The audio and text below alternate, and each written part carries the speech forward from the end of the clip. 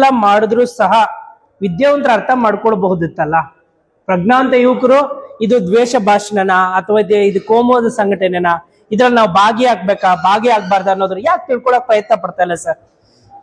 Sir ನೋಡಿ, ಇಂದಿನ ಕಾಲದಲ್ಲಿ ಏನಾಗಿದೆ ಅಂತಂದ್ರೆ, ಈ ಕೋಮು ದ್ವೇಷ ಮಾಡೋಂಥ ಸಂಘಟನೆಗಳೇನಿದಾವಲ್ಲ, ಅವ್ರು ಏನ್ ಅಸ್ತ್ರ ಉಪಯೋಗ ಮಾಡ್ತಾ ಇದಾರೆ, ದೇವರು ಅನ್ನೋವಂಥ ಒಂದು ಅಸ್ತ್ರ ಉಪಯೋಗ ಮಾಡ್ತಾ ಇದ್ದಾರೆ. ಅದ್ರ ಜೊತೆಗೆ ಧರ್ಮನಂತ ಒಂದು ಅಸ್ತ್ರ ಕೂಡ ಅವರು ಉಪಯೋಗ ಮಾಡ್ತಾ ಇದ್ದಾರೆ. ಇವತ್ತು ಅಕ್ಷರಸ್ಥರು ಅದ್ರಲ್ಲಿ ಹೋಗಲ್ಲ ಅಂತಂದ್ರೆ ನಾವು ಒಪ್ತೀವಿ, ಅನಕ್ಷರಸ್ಥರು ಹೋಗ್ತಾರಂತಂದ್ರು ಕೂಡ ಒಪ್ತೀವಿ. ಅಕ್ಷರಸ್ಥರು ಯಾಕೆ ಹೋಗ್ತಾ ಇದ್ದಾರೆ ಅಂತಂದ್ರೆ, ಕೆಲವೊಂದು ಕಾಲೇಜ್ಗಳಲ್ಲಿ ಆಮೇಲೆ ಯೂನಿವರ್ಸಿಟಿಗಳಲ್ಲಿ ಕುಲಪತಿಗಳು ಆಮೇಲೆ ಪ್ರಾಧ್ಯಾಪಕರು ಅವರು ಕೋಮು ವಿಷ ಬೀಜನ ಕಾಲೇಜ್ಗಳಲ್ಲೇ ಬಿತ್ತಕ್ ಸ್ಟಾರ್ಟ್ ಮಾಡ್ತಿದ್ದಾರೆ. ಅಲ್ಲಿ ಏನಂತ ಸ್ಟಾರ್ಟ್ ಮಾಡ್ತಾ ಇದ್ದಾರೆ ಅಂತ ಅಂದ್ರೆ, ಅವರು ಈ ಹಿಂದೂ ಧರ್ಮದಲ್ಲಿ ನೀವೇನಾದ್ರೂ ಬಿಟ್ಟು ಹೊರಗಡೆ ಹೋದ್ರಿ ಅಂದ್ರೆ ನಿಮ್ಗೆ ಅಲ್ಲಿ ನೆಲೆ ಇಲ್ಲ, ಹಿಂದೂ ಧರ್ಮದಿಂದ ಮಾತ್ರ ದಲಿತರು ಉದ್ಧಾರ ಮಾಡಕ್ ಸಾಧ್ಯ ಇದೆ, ಹಿಂದೂ ಧರ್ಮದಲ್ಲಿ ಮಾತ್ರ ನಿಮಗೆ ಅವಕಾಶಗಳು ಸಾಧ್ಯ ಇದೆ ಅನ್ನಂತ ಒಂದು ವಿಷ ಬೀಜನ ಬಿತ್ತಿ ಈ ಸ್ಟೂಡೆಂಟ್ ಲೈಫ್ ಅಲ್ಲೇ ಕೋಮು ದ್ವೇಷನ ಅವರು ವಿಷ ಬೀಜನ್ನ ಸ್ಟೂಡೆಂಟ್ ಲೈಫ್ ಅಲ್ಲೇ ಬಿತ್ತಾ ಇದ್ದಾರೆ ಇವತ್ತು ಯಾರಿಗೆ, ವಿದ್ಯಾರ್ಥಿಗಳಿಗೆ.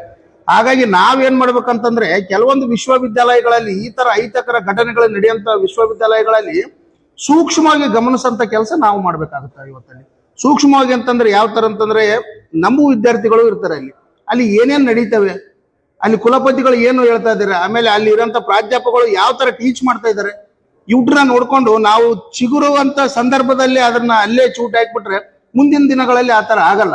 ಆಮೇಲೆ ಇನ್ನೊಂದು ಏನಿದೆ ಅಂತಂದ್ರೆ, ದಲಿತ ವಿದ್ಯಾರ್ಥಿಗಳಿಗೆ ಸ್ವಲ್ಪ ನಿರುದ್ಯೋಗ ಜಾಸ್ತಿ ಇದೆ.